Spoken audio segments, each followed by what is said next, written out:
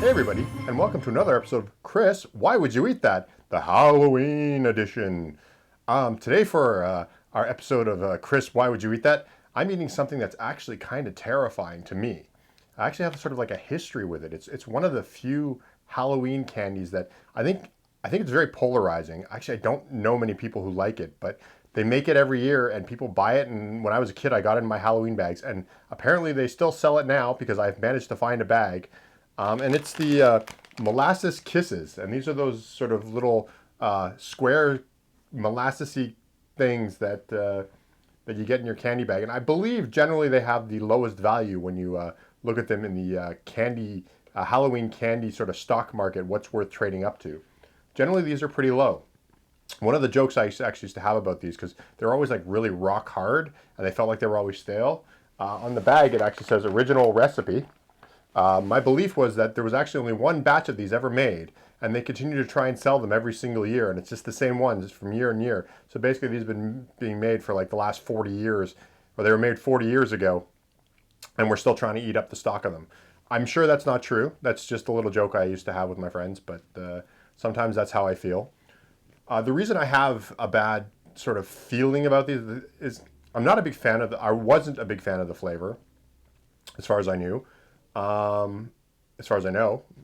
But when I was a kid, I went to a Halloween party, and there was a haunted house, and I was waiting in line to get in the haunted house, and I had a bunch of candy, and I had some of these molasses candies, these molasses kisses, and I bit into one, and I chipped my tooth just before going into a haunted house, and I kind of got shoved into the haunted house right after chipping my tooth. My tooth was in pain.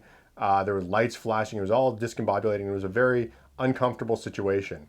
So for the most part, that's like the memory that sticks with me with these. But in general, I don't think I really loved them before. I think they were sugar, and I was a kid, and so I was cool with it.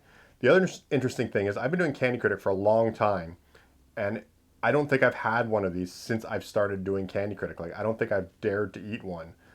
And I don't even know if I've had one since that experience in the haunted house, to be honest. It's been forever. Like, I can't remember having one of these. There is going to be a full review of these on candycritic.org. This is our Halloween review this year. But I thought I would just sort of the first bite, let you guys see how I feel about it. Should have more detail.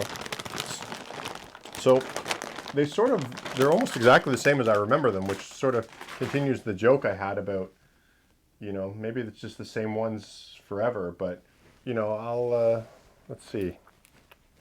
See if it still looks the same, the candy itself. Yeah, sort of this brown toffee. It's not an appetizing looking candy. It's not horribly unappetizing when you think about it, but generally a lighter brown is something a little bit more appetizing for you. The smell is definitely, it's kind of caramelly, kind of burnt caramelly, but definitely there's a molasses smell.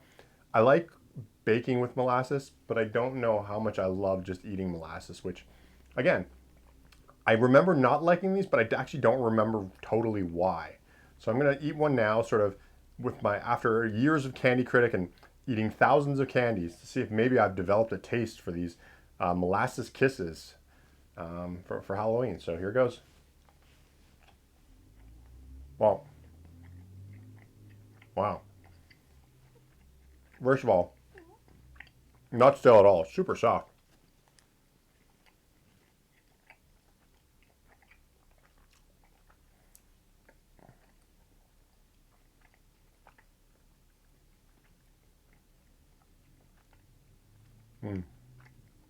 Very chewy.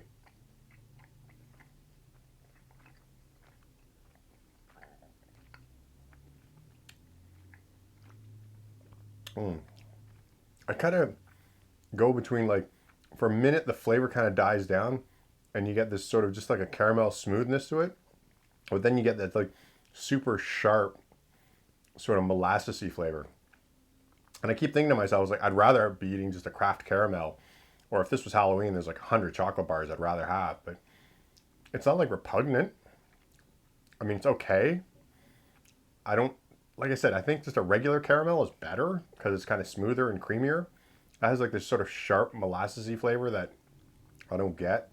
It could be part of it just triggering my brain back to when I was a kid, and maybe that's why I'm not like totally loving this, but I guess it's not bad. That's okay, right? So, yeah, it's not bad, but it's definitely on the lower rung of Halloween candies, I think. I mean, if you give me a chocolate, full chocolate bar, you know, full like British Kit Kat bar. If you're giving out British Kit Kat bars, and particularly if you're not in England, you're the best Halloween candy giver there is. Then those regular chocolate bars, snack size chocolate bars after that. Caramels are pretty good. Rockets, or as you Americans call them, Smarties. We have Smarties, something else. We could get on another thing about that. But then these are definitely on the lower rung, like maybe below Rockets, that sort of thing. But I don't think they're horrible. Like, I wouldn't throw it out, but if I had a whole bag of these things, I'd probably be like, I don't know, I could only eat a few of them and I'd probably get sick of them. And when they're stale, they turn into rocks. So I don't know, maybe I'll hang on to one of these things for a year. We'll do another episode of Chris, Why Would You Eat That? 1 year old Molasses Kisses. That's what I'll do. I'll hang on to a handful of these and we'll do a second video for this. So next year, keep an eye out for that. 1 year old Molasses Kisses, and we'll see how they age, because I have a feeling that has a lot to do with it. And maybe, particularly when I was a kid, people weren't storing these properly, and we were actually getting them that were several years old, because this thing was super soft and chewy. It was actually, texture-wise, 10 times better than I expected. Well, thanks for watching another episode of Chris, Why Would You Eat That? Where I ate Halloween molasses candies, because it's Halloween! Costume and everything. As always, you can follow me on Twitter @CandyCritic, or go to candycritic.org and find links to all of my other social media, including Facebook and Instagram and all that kind of fun stuff. You can also go to the Patreon page, patreon.com/candycritic. There you can get extra bonus content, including, depending on the tier you're on, you can have access to the entire collection of snack facts. So that's the entire 13-issue run. You can download the digital copies, no problem. Depending on the tier you're on, you might even get printed copies, and you can have candy sent to your house by me, personally. So you might, maybe some people might get some Halloween kisses. Why not? I got a whole bag of them, and I got to deal with them. But let me know in the comments what you guys are giving out for Halloween. Is it Halloween kisses? Are you that person? Or you got like the full British Kit Kat bars?